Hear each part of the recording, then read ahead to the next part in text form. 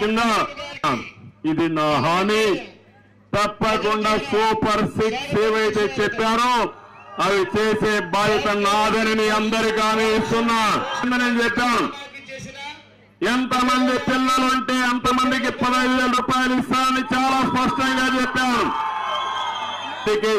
నేనే దీపం పెట్టాను, గ్యాస్ సిలిండర్లు ఇచ్చాను, మళ్ళా 3 గ్యాస్ సిలిండర్లు ఉచితంగా ఇస్తానని చాలా స్పష్టంగా మీకు హామీ ఇచ్చాను. ప్రతి ఒక్క ఆడబిడ్డ మీకు ఆదాయం కోసం నెలకు 15,000 రూపాయలు నేను ఉచితంగా మీ అకౌంట్ లో డబ్బులు వేసే బాధ్యత తీసుకుంటా. ఎంతమంది ఉంటే అంతమందికి ఇస్తా. ఆర్టీసీ బస్సుల్లో ఉచిత ప్రయాణ సౌకర్యం ఏర్పాటు చేస్తా. ఇది నా గ్యారంటీ.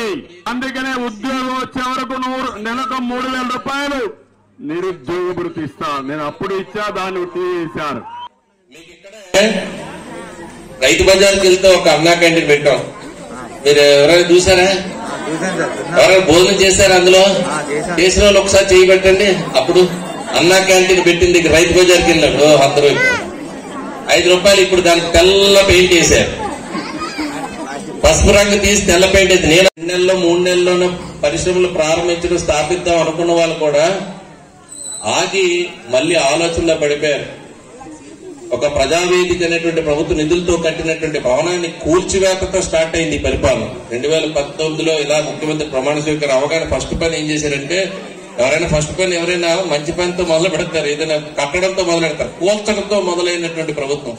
సో ఆ ఆలోచన ఏమైందంటే మిగిలిన వాళ్ళు ఎవరు కూడా ఈ రాష్ట్రం వైపు వచ్చి పెట్టుబడి పెడదాం అనుకోలేదు. దానివల్ల ఏమైంది, ప్రభుత్వంలో ఉండేటువంటి ఖాళీలు కూడా భర్తీ చేయడానికి శాఖల్లో ప్రభుత్వ ఉద్యోగాలు ఇవ్వడానికి ప్రతి జనవరిలో 1వ తారీఖు కల్లా జాబ్ క్యాలెండర్ అనౌన్స్ చేస్తాం. 2,40,000 ఉద్యోగాలు ఖాళీగా ఉన్నాయి. ఆ ఉద్యోగ భర్తీ చేయలే. ఇచ్చిన తీశారు. జగనన్న క్యాంటీన్ పెడతాడేమో అనుకున్నాను. 5 ఏళ్ళు అయిపోయింది. అందులో కుక్కలు పట్టుకుంటున్నాయి కానీ అక్కడ మాత్రం దాన్ని అలా ప్రభుత్వ డబ్బుతో కట్టి ఒక మంచి భవనాన్ని పెట్టి గౌరవప్రదంగా నాణ్యమైన భోజనం, ఉదయం టిఫిన్, సాయంత్రం ఎవరైనా పనులకు వెళ్తే మళ్ళీ ఇంటికి వెళ్లి వండుకునే శ్రమ లేకుండా భార్యాభర్తల పనులకు వెళ్ళిన వాళ్ళకి కూడా ఒక వెసులుబాటు కలగాలని చెప్పి, ఒకవైపు ఆరోగ్యం బాగాలేకపోయినా వంట చేసుకోలేని వాళ్ళకి ఇల్లు అన్నా క్యాంటీన్కి వెళ్తే పెద్ద ఖర్చు కాదు కదా, 5 రూపాయలకి ఈరోజు టీ కూడా పెట్టేటువంటి ఒక మంచి సదుపాయం పేదవాడి గురించి పెడితే ఈరోజు అది మూసేశారు. ఇవన్నిటికీ మించి ఈరోజు ఎందుకు భవిష్యత్ గ్యారంటీ అని చెప్పామంటే, మన రాష్ట్ర ఆదాయం పెంచేటువంటి ఆలోచనలు కూడా చేయలేదు. కుటుంబ ఆదాయాలు పెరగాలంటే ఉపాధి కలగాలి, ఉద్యోగ అవకాశాలు కలిగించాలంటే పరిశ్రమలు రావాలి, వ్యాపార సంస్థలు రావాలి. అందరూ కూడా పారిపోయినారు. విశాఖపట్నమే కాదు, ఆంధ్ర రాష్ట్రం వదిలి పక్క రాష్ట్రాలు పారిపోయినారు. ఎందుకంటే ఇక్కడ ఉండేటువంటి అరాచకాలు ఏ రకంగా ఈరోజు విధ్వంసం పాలన చేస్తున్నారో, అమ్మో మనం పెడితే ఎంతవరకు మనం వ్యాపారాలు చేసుకోగలం, ఇక్కడ పరిశ్రమలు ఏ రకంగా స్థాపించగలం అనేటువంటి భయంతో ఈరోజు అందరూ కూడా ఎవరు రావడం భయపడుతున్నారు. రాష్ట్రంలో అమ్మతో కొన్ని సంక్షేమ కార్యక్రమాలు చేసేవారు. కానీ ఇప్పుడు ప్రభుత్వమే లెక్కనమ్మే వైట్ షాపుల్లో మీరు చూస్తే ఇక్కడ చిన్న బడ్డీ కొట్టుల్లో కూడా ఫోన్ పే ఉంటుంది. అంటే బ్యాంకు ట్రాన్సాక్షన్ అలవాటు చేశారు. మోడీ గారు నోట్లు రద్దు చేసిన తర్వాత అంతా బ్యాంకులే అలవాటు చేయాలి, నల్లధనం ఉండకూడదని చెప్పి అలవాటు చేస్తే ప్రతి చిన్న బడ్డీ కొట్టు దగ్గరికి వెళ్ళినా ఫోన్ పే ఉంటుంది. అంటే బ్యాంక్ అకౌంట్ నగదు లేకపోయినా మనం బ్యాంక్ పే చేయొచ్చు. కానీ లెక్కర్ షాప్ దగ్గర అసలు బ్యాంక్ ట్రాన్సాక్షన్ లేదు, కార్డుతో పే చేయడానికి లేదు, ఫోన్ పే లేదు, అక్కడ డబ్బులే తీసుకుంటారు. అంటే ఆ డబ్బులు ఎక్కడికి వెళ్ళినాయి? ప్రభుత్వ పెద్దల జోబుల్లో పోయి. ఆ జోబుల్లోకి వెళ్ళిపోవడం వల్ల ఈ రోజు ప్రభుత్వం ఆదాయం పడిపోయింది. ఇసుక కూడా ఎంత రేటుకి అమ్ముతున్నారు చూస్తున్నారు. ఇసుక రేటు విపరీతంగా పెరిగిపోయి వన కార్మికులు అందరూ సిమెంట్, స్టీలు, ఇసుక విపరీతంగా పెరిగిపోయి అమ్మవాలి. ఈరోజు ప్రభుత్వం దగ్గరికి వెళ్తున్నా వాళ్ళ జోబుల్లో పోతున్నాయి. ఇలాగే మైనింగ్ అనేక ఉన్నాయి. రాష్ట్ర సంపద ఈరోజు ఏదైతే మైన్స్ ఉన్నాయో అవన్నీ కూడా ఇసుక అంటే కన్స్ట్రక్షన్ యాక్టివిటీ అంతా ఉంది. ఎంతో విలువైనటువంటి లాటరైట్ గానీ ఇతరత్ర భూములు కూడా ఉన్నామని అవన్నీ కూడా ప్రభుత్వ పెద్దల జోబుల్లోకి వెళ్తున్నాయి. ప్రభుత్వానికి 5,000 జీతంతో ఆ వాలంటీర్ ఎంత పని చేస్తున్నా 5,000తో ఈ రోజు ఏం గడుస్తుంది కుటుంబం. ఆ ఉద్యోగాలు గొప్ప ఉద్యోగాలుగా చెప్పే పరిస్థితి ప్రయత్నం చేస్తున్నారు. కానీ అనేక మంది డిఎస్సీలు రాయడానికి వేచి ఉన్నారు. పోలీస్ హోంగార్డ్ ఎగ్జామ్స్ కానీ, పోలీస్ కానిస్టేబుల్స్ ఎగ్జామ్స్ కానీ ఖాళీలు ఉన్నాయి, భర్తీ చేయలేదు. టీచర్లకి డిఎస్సి పెట్టడం వల్ల ప్రభుత్వ ఉద్యోగాల ఖాళీలకి ఇప్పుడు వచ్చి ఏపీపీఎస్సీ కానీ ఇతరత్ర ఏదైతే గ్రూప్ టెస్టులు కానీ ఇవన్నీ ఏవైతే ఉంటాయో ఆ పరీక్షలు ఏవి కూడా ఈ రాష్ట్రంలో ఈ 4.5 ఏళ్ళలో ఏ నోటిఫికేషన్ ఇవ్వాల. ఓని కొత్త పరిశ్రమలు వస్తే ఉద్యోగాలు వస్తాయంటే, కొత్త వ్యాపార సంస్థలు వస్తాయంటే ఒక్కటి కూడా రాష్ట్రం వైపు రాలా. మరి యువతకి ఏ రకంగా ఉపాధి కలుగుతుంది, ఏ రకంగా ఆదాయం పెరుగుతుంది? మనకి ఈరోజు ఎందుకు ఇవన్నీ కూడా పెరిగాయనంటే రాష్ట్రానికి వచ్చే ఆదాయం, ఏ ఆదాయం అంటే రాష్ట్ర ప్రభుత్వానికి చెందితే ప్రభుత్వానికి ఆ ఆదాయం జమ అయితే ప్రభుత్వం ఖర్చు పెడుతుంది.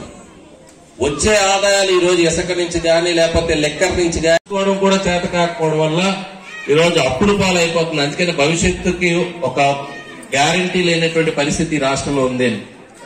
అందుకనే మీ అందరికి ఎందుకు చెప్తారంటే మీ అందరిలో చాలా మంది విద్యావంతులు ఉన్నారు. 1 సంవత్సరం క్రితం ఎన్నికలు జరిగినాయి, ఎమ్మెల్సీ ఎలక్షన్ రాష్ట్రంలో 3 చోట్ల జరిగింది. ఆ 3 చోట్ల కూడా ఎవరైతే చదువుకున్న వాళ్ళు ఉన్నారో విద్యావంతులకు మాత్రం ఉద్యోగస్తులు ఎలా చదువుకున్న వాళ్ళే కాబట్టి వాళ్ళకి మాత్రమే ఓట్లు ఉంటాయి. మన నందమూరి నగర్లో కూడా చాలా మంది ఓట్లు వేశారు.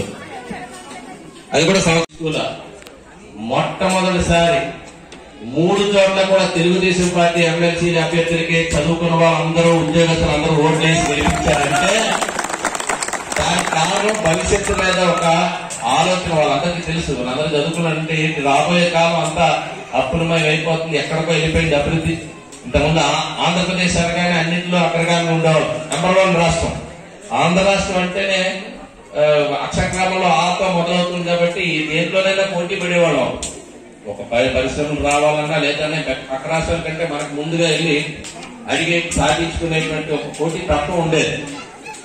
ఇప్పుడు అన్నింటిలో మనం వెనకబడి ఉన్నాం. మన రాష్ట్రం ఎక్కడ ఉందో మనకు తెలియదు. అన్ని రకాలుగా మనం నష్టపోతున్నాం. ఒక దాంట్లో మాత్రం నెంబర్ 1 అంటారు, గంజాయి ఉత్పత్తిలో. గంజాయి మాత్రం విపరీతంగా పండిస్తుందంటే మీరు అన్ని భవనాలు కట్టేస్తారు, అన్ని ఫ్లైఓవర్లు వంతులు అన్ని కట్టారు. ఒక ఎమ్మెల్యేగానే మనం ఒక ఫ్లైఓవర్ కట్టేసాం అన్నిటిలో. ముఖ్యమంత్రి అనుకుంటే ఇంక విశాఖపట్నం ఎక్కడికి వెళ్ళిపోద్ది అనుకున్నారు. మీరు చూసారా విశాఖపట్నంలో ఏమైనా మార్పు వచ్చిందా? ఒక 10 బస్ స్టాపులు కడితే అందులో బస్ స్టాప్ కూలిపోయింది. బస్ స్టాండ్లు కూడా కట్టలేని వాళ్ళు రాజధాని కట్టాలంటే ఏ రకంగా మనం నమ్ముతాం? కాబట్టి ఈ రోజు మనందరూ ఏది ఆలోచన చేసినా ఈ రోజు కార్యక్రమం మా ఉద్దేశం కూడా ఒకటి, లెక్కర్ షాపుల దగ్గర మగవాళ్ళ క్యూలు కనబడుతున్నాయి వదిలేస్తే. ఎక్కడైనా రేషన్ బండ్లు ఉంటే పాపం ఆడవాళ్ళు ఇంతకుముందు ఏ గుడి దగ్గర కనిపించేవారు కానీ ఆ డిపో దగ్గర లైన్ కావాలి. ఇంతకుముందు ఎప్పుడు కావాలంటే ఏ రోజు కావాలంటే. ఈ ఫోన్ నెంబర్ ఎవరిదమ్మా? అది 6301290839.